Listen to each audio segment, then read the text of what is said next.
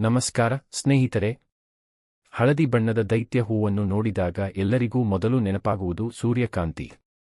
ಆದರೆ ಈ ಹೂವು ನಿಜವಾಗಿಯೂ ಸೂರ್ಯನನ್ನು ಹಿಂಬಾಲಿಸುತ್ತದೆಯೇ? ಇದರ ಬೀಜಗಳಲ್ಲಿ ಏನು ವಿಶೇಷತೆ ಇದೆ?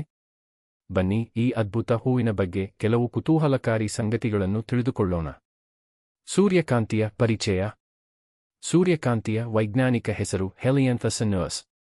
ಇದು ಉತ್ತರ ಅಮೆರಿಕ ಮೂಲದ ಸಸ್ಯವಾಗಿದ್ದು ಇಂದು ಭಾರತ ಸೇರಿದಂತೆ ವಿಶ್ವದ ಅನೇಕ ದೇಶಗಳಲ್ಲಿ ಬೆಳೆಯಲಾಗುತ್ತದೆ.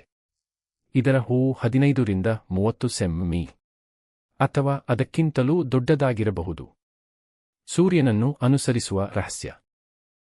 ಚಿಕ್ಕ ವಯಸ್ಸಿನ ಸೂರ್ಯಕಾಂತಿ ಗಿಡಗಳು ಬೆಳಿಗ್ಗೆಯಿಂದ ಸಂಜೆವರೆಗೆ ಸೂರ್ಯನ ದಿಕ್ಕನ್ನು ಅನುಸರಿಸುತ್ತವೆ. ಈ ಕ್ರಿಯೆಯನ್ನು ಹೀಲಿಯೋಟ್ರೋಪಿಸಂ ಎಂದು ಕರೆಯುತ್ತಾರೆ. ಆದರೆ ಹೂವು ಸಂಪೂರ್ಣವಾಗಿ ಅರಳಿದ ನಂತರ ಸಾಮಾನ್ಯವಾಗಿ ಪೂರ್ವ ದಿಕ್ಕಿನತ್ತ ಸ್ಥಿರವಾಗಿ ನಿಂತಿರುತ್ತದೆ. ಒಂದು ಹೂವಲ್ಲ, ಸಾವಿರಾರು ಹೂಗಳು. ನಾವು ಒಂದು ಹೂ ಎಂದು ಕಾಣುವುದು ವಾಸ್ತವವಾಗಿ ಸಾವಿರಾರು ಪುಟ್ಟ ಹೂಗಳ ಸಮೂಹವಾಗಿದೆ. ಮಧ್ಯಭಾಗದಲ್ಲಿರುವ ಪ್ರತಿಯೊಂದು ಪುಟ್ಟ ಹೂ ನಂತರ ಒಂದು ಬೀಜವಾಗಿ ಬೆಳೆಯುತ್ತದೆ. ಆದ್ದರಿಂದ ಒಂದು ಸೂರ್ಯಕಾಂತಿ ಹೂವಿನಿಂದ ನೂರಾರು ಅಥವಾ ಸಾವಿರಕ್ಕೂ ಹೆಚ್ಚು ಬೀಜಗಳು ದೊರೆಯಬಹುದು.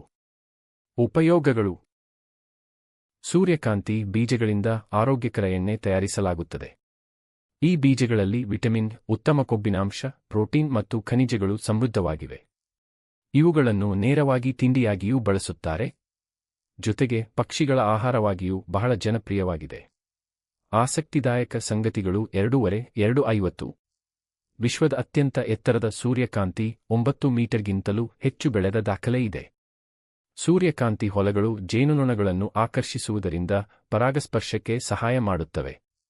ಈ ಹೂವು ಸಂತೋಷ, ಆಶಾವಾದ ಮತ್ತು ಸಮೃದ್ಧಿಯ ಸಂಕೇತವೆಂದು ಪರಿಗಣಿಸಲಾಗುತ್ತದೆ. ಸಮಾರೋಪ. ಸೂರ್ಯಕಾಂತಿ ಕೇವಲ ಸುಂದರ ಹೂವಲ್ಲ, ಇದು ಆರೋಗ್ಯ, ಕೃಷಿ ಮತ್ತು ಪ್ರಕೃತಿಗೆ ಅಮೂಲ್ಯವಾದ ಕೊಡುಗೆ ನೀಡುವ ಸಸ್ಯವಾಗಿದೆ. ಈ ಮಾಹಿತಿ ನಿಮಗೆ ಇಷ್ಟವಾದರೆ ವಿಡಿಯೋಗೆ ಲೈಕ್ ಮಾಡಿ, ನಿಮ್ಮ ಸ್ನೇಹಿತರೊಂದಿಗೆ ಹಂಚಿಕೊಳ್ಳಿ ಮತ್ತು ಇಂತಹ ಇನ್ನಷ್ಟು ಪ್ರಕೃತಿ ಮಾಹಿತಿಗಾಗಿ ನಮ್ಮ ಚಾನೆಲ್ ಅನ್ನು ಸಬ್ಸ್ಕ್ರೈಬ್ ಮಾಡಿ. ಧನ್ಯವಾದಗಳು.